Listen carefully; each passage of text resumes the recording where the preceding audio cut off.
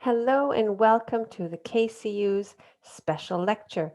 I'm Colleen Chapco and I'm going to be talking to you about how to ask questions in English. We're talking specifically about meeting new people, but the tips and advice that I give you can also be used for meeting old friends, for meeting people that you already know.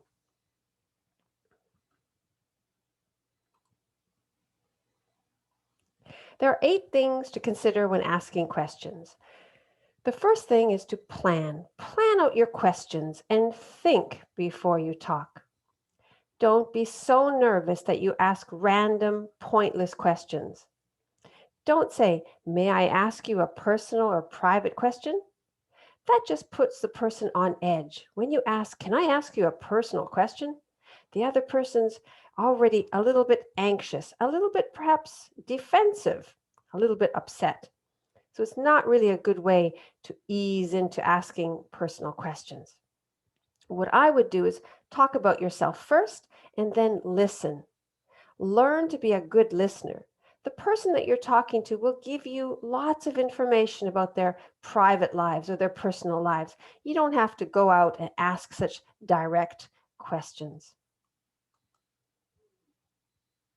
The second thing is purpose.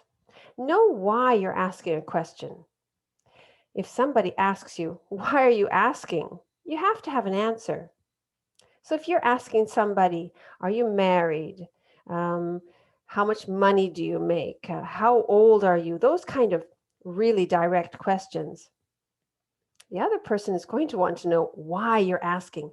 So you really have to know why you're asking. You have to have a purpose for your question. Number 3 is to ask open-ended questions. They encourage more talk and they also let you gather more information. So, what do you like best about Korea, for example? What do you like best about Korea will generate far more information than, "Do you like Korea?" That direct question, "Do you like something?" is really initiating a yes or no answer. Do you like Korea? No, not really. How would you respond to that? You wouldn't like that as an answer, but what do you like best about Korea is asking them to tell you all of the positive things, all the good things that they like. You'll definitely get more information with an open-ended question. Number 4, save time. Ask only essential questions. If you don't care about the answer, don't ask the question. So ask yourself, is it important to know if the person is married or if they have children? Is it really important to know what they do or what university they went to? If these questions are not important to you, if they're not relevant to you, if they're not important for creating a relationship, then don't ask the question. Number 5, be real. Accept that you have stereotypes. We all do. Everybody has stereotypes. The important thing is to be aware of them and to try to modify them and reduce them. So, for example, don't say, "You're English, you're British, you love football and beer, right?" No, that's just showing that you have a clear stereotype about English people. Instead, you could say, "You're from England. I'm kind of embarrassed to tell you, but I don't know anything about your country. I'd like to learn more, though." In this way, you show that you're aware of your stereotypes and you want to overcome them. Number 6, see, I'm right. Be aware of confirmation bias. Don't try to prove yourself right. When you think you know a culture, you try to prove yourself right. Don't say, coughing? That's right. Foreigners can't eat spicy food. I know, I'm right. I don't know how many times I've heard that, and it's just not true. There are lots of people in the world that eat spicy food. There are lots of countries in the world where the food is much, much, much spicier than here in Korea. So say something like, "Are you coughing? Let me get you some water." Show that you have empathy. Don't try to prove yourself right at the expense of embarrassing somebody else. That's not nice. Number 7, one person is not a culture. Ask for a story, not an answer. So when you ask, why do Canadians love hockey so much? You're asking one person to explain an entire culture. Or why did Americans vote for Donald Trump? How can one person answer that question? That is just one person out of millions. So don't ask them to be a representative of their culture. Ask them to be representative of themselves. Show that you're interested in them as a human being, as a person, not as a Canadian or as an American. So ask questions like, did you play hockey when you were young? Or how do you feel about Donald Trump? Whatever. Just see that person as an individual, as a human being, not as a foreigner and not as a specific country. Oh, you're Canadian, so you fit into this box. Oh, you're American, so you fit into this box. Again, be aware of your stereotypes. And number 8, respect boundaries and be aware of cues. Don't ask questions that you would not want someone to ask you. For example, what is your salary? Or why aren't you married? Or how old are you? I don't know how many times people have asked me, how old are you?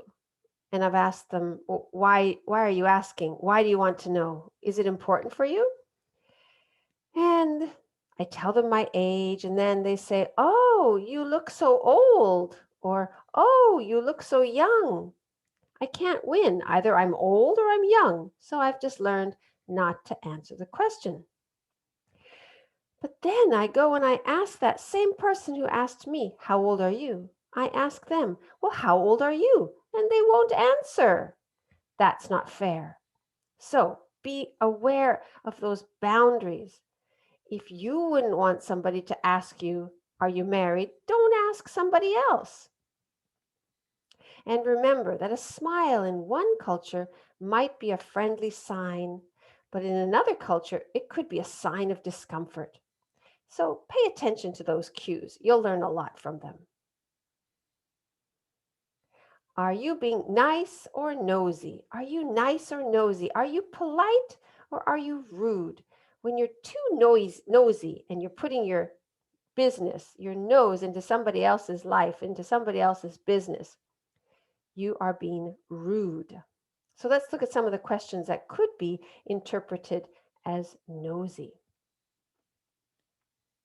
Now, I'm not saying that you should not ask these questions. Go ahead and ask these questions. If you really want to ask these questions, ask.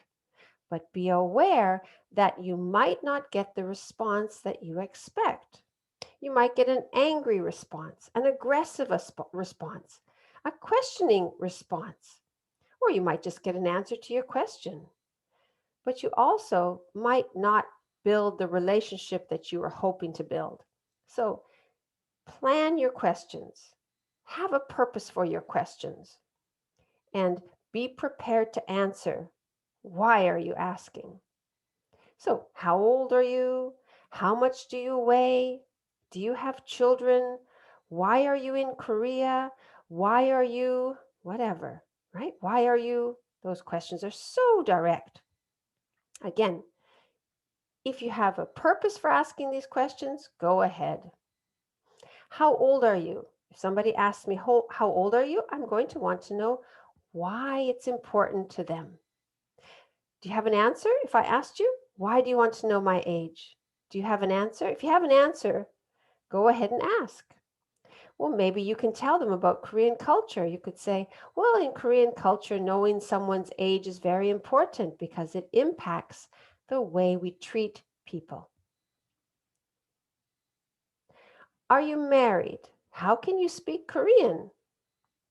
Why is your Korean so good? Why is your Korean so bad? Can you use chopsticks? Can you speak American? Do you have a religion? Do you like K-pop? So let's look at the married question. Are you married? If someone asked me, are you married? Well, I'd really wonder why. I don't know how to answer that question. If a man asked me, are you married? I might be thinking, oh, he's romantically interested in me, because otherwise, why would he be asking me? This question, how can you speak Korean?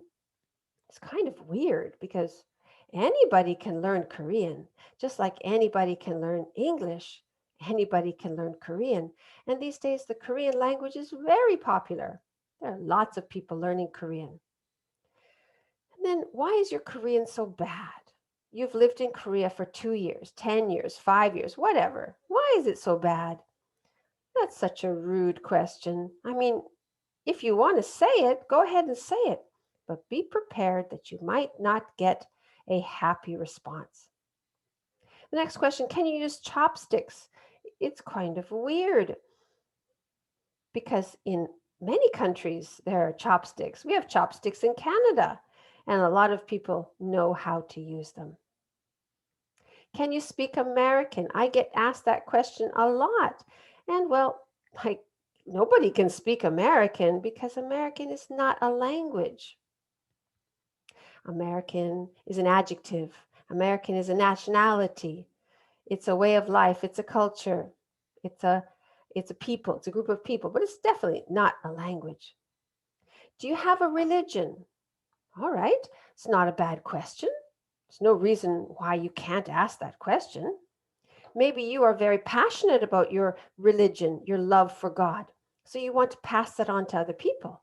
And you want to know if they are also of the same religion. It's not a bad question. If you want to ask, you can ask. But just understand that you might not get the answer that you expect. Do you like K-pop? Well, you might get an answer that you're not happy with. That person might say, no, I don't like K-pop. So why don't you ask them, what do you like best about BTS? Or have you heard about BTS?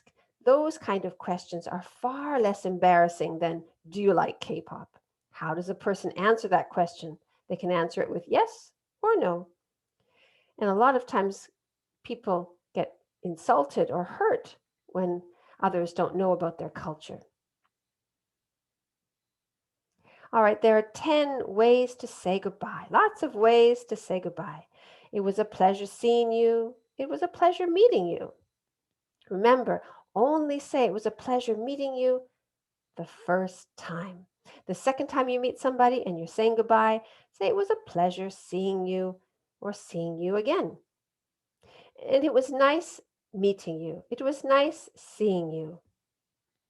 Goodbye, bye, bye-bye. They're all the same.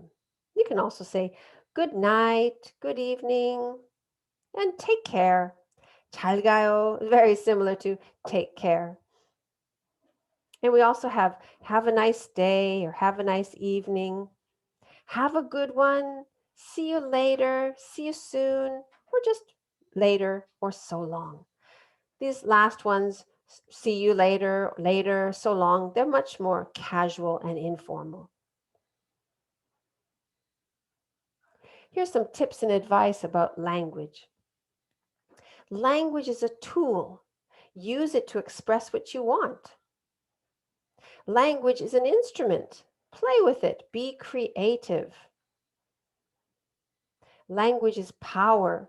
Use language to broaden your world, to broaden your horizons, to broaden your understanding of other cultures. And language is culture. Learn the culture to know the language. You can learn a lot of English, but if you don't know the culture, you won't be able to deeply understand the language. Language is theater. You can be any character or any personality you want when you speak English. Language is an experiment. Try something new and see what happens. Language is emotion. Use language to communicate your emotions. Put feelings into words and put words into feelings. And remember, I think this is the most important thing. Language is yours. No one has a monopoly on a language. No one owns the language. But you must learn to own your own language. You have to make it your own. You have to embrace the language And don't be shy to say it, to speak it in your own way, in your own accent, with your own personality. Just have fun with it. I look forward to any of your comments, and I will reply to any of your questions. That's it for now.